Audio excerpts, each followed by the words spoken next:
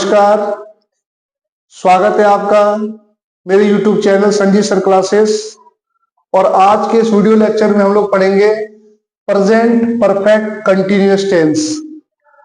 मुझे पूरी उम्मीद है कि इस वीडियो को देखने के बाद प्रेजेंट परफेक्ट कंटिन्यूअस टेंस के रिगार्डिंग आपके सारे डाउट्स क्लियर हो जाएंगे। इस वीडियो को देखने के बाद आपको दोबारा इस टेंस को देखने की आवश्यकता नहीं होगी। तो आइए वीडियो को शुरू करते हैं। Present perfect continuous, the action has started earlier and which still continue. इसका मतलब ये होता है कि कोई भी ऐसा काम जो पहले शुरू हुआ हो, ये काम है, ये यहां पहले शुरू हुआ हो और वो अभी तक चल रहा हो। यानी कि कोई भी ऐसा काम जो पास्ट में शुरू हुआ हो और वो प्रेजेंट तक, अभी तक चल ही रहा हो। फॉर एग्जाम्पल कि मैं सन 2000 से दिल्ली में रह रहा हूं।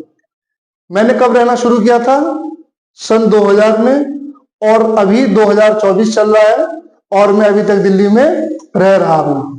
मैं 5 वर्षों से इस विद्यालय में पढ़ा रहा हूं। तो मैंने कोई भी काम आज से 5 साल पहले शुरू किया और वो प्रोसेस अभी तक चल रहा है। तो इसके लिए हम प्रेजेंट परफेक्ट कंटिन्यूअस टेंस का यूज करते हैं। वाक्य के अंत में रहा है, रही है, रहे हैं प्लस समय।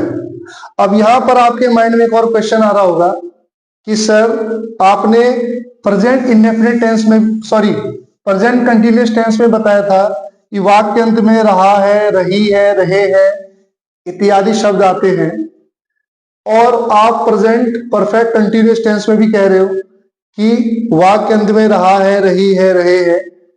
तो सर हम दोनों टेंस में डिफरेंशिएट कैसे करेंगे? तो प्रेजेंट परफेक्ट कंटिन्यूअस टेंस में रहा है, रही है, रहे हैं के साथ समय भी दिया गया होगा।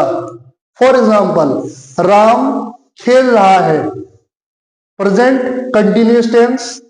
राम सुबह से खेल रहा है, प्रेजेंट परफेक्ट कंटिन्यूअस टेंस।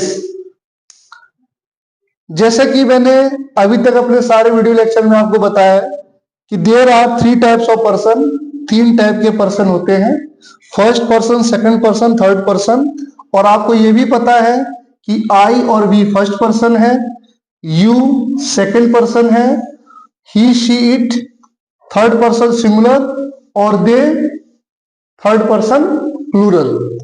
इस टेबल से एक चीज और क्लियर आपको हो गया होगा कि हैव का यूज, हैव बीन का यूज हम फर्स्ट पर्सन, सेकंड पर्सन और थर्ड पर्सन प्लूरल के साथ करेंगे, और थर्ड पर्सन सिंगुलर के साथ हैज बीन का यूज होगा।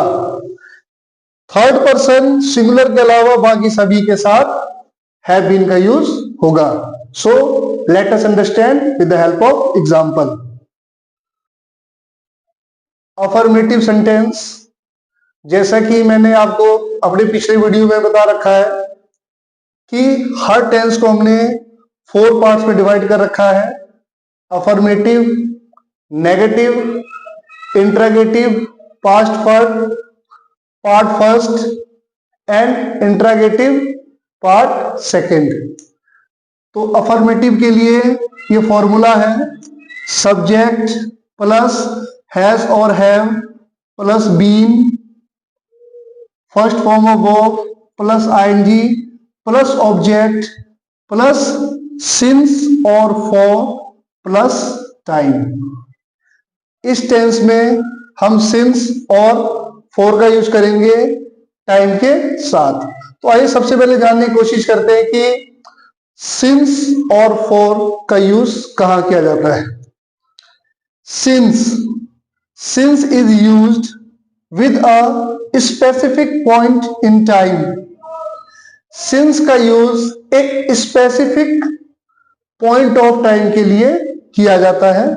जैसे कि किसी भी दिन का नाम हो, महीने का नाम हो, किसी वर्ष का नाम हो, कोई भी तारीख दिया हो, या हमारी लाइफ की कोई भी स्टेज हो। जैसे कि हम एग्जाम्पल बोलते हैं कि सचिन बचपन से क्रिकेट खेलता आ रहा है, तो Sachin has been playing cricket since childhood.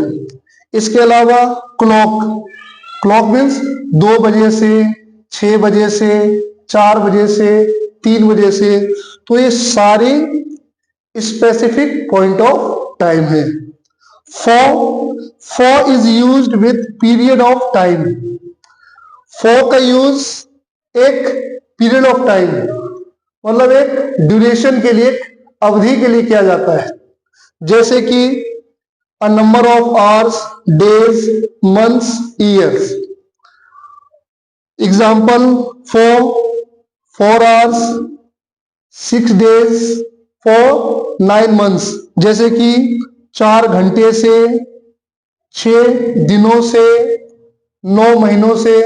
तो यहां पर हमें एक पीरियड ऑफ टाइम बताया गया है और इसके लिए हम फॉर का यूज करेंगे।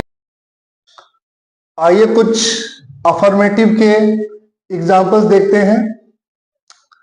I have been living in Delhi since 2005। मैं 2005 से दिल्ली में रह रहा हूं। यहां 2005 है, इसलिए हमने सेंटेंस में सिंस का यूज किया है। Ram has been doing this work for 2 hours। Ram 2 घंटे से इस काम को कर रहा है। 2 hours ये एक स्पेसिफिक टाइम नहीं है, इसीलिए हमने यहां फॉर का यूज किया है। I have been making videos on YouTube for 15 days।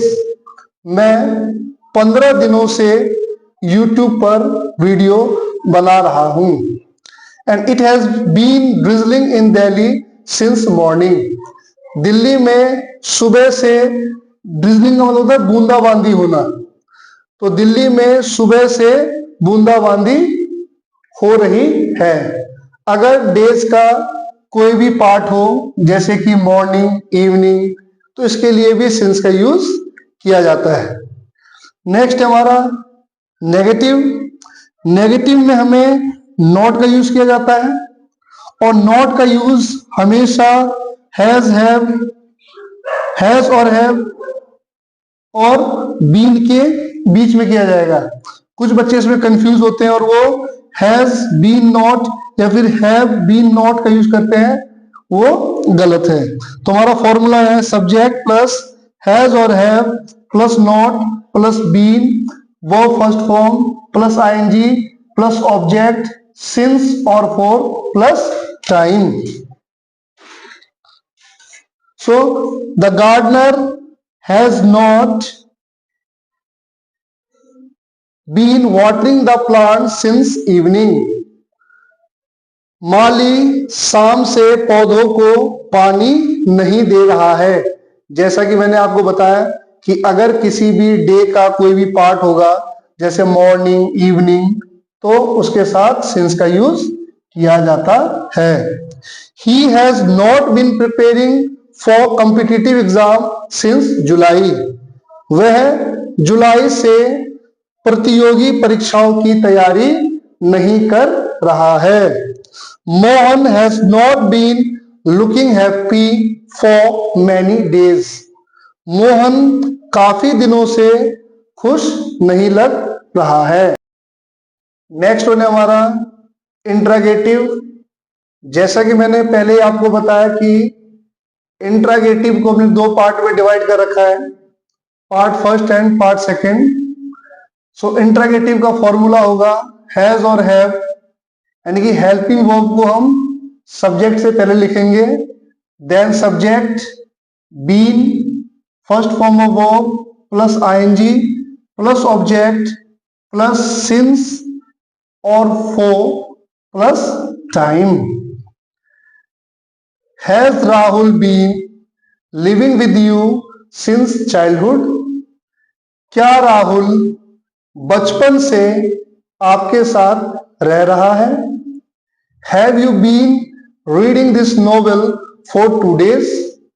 क्या आप 2 दिनों से इस नॉवेल को पढ़ रहे हैं? Have you been waiting here since 10 o'clock? क्या आप 10 बजे से यहां प्रतीक्षा कर रहे हैं? नेक्स्ट हमारा इंट्रोगेटिव पार्ट सेकंड। इसमें हैव से पहले WH family what, why, which, how, इन सब वर्ड का यूज होता है और इनका यूज हमें हेल्पिंग वर्ब से पहले करना होता है। For example, WH family plus has और have plus subject plus been, first form of verb plus ING, object plus since और for plus time. Example, how long have you been learning English? आप कितने समय से अंग्रेजी सीख रहे हैं? Why have the children been making a noise for so long? बच्चे इतने समय से क्यों शोर मचा रहे हैं? तो आज के इस वीडियो में इतना ही। अगर वीडियो आपको अच्छी लगी हो तो लाइक करें, शेयर करें और सब्सक्राइब करना ना भूलें।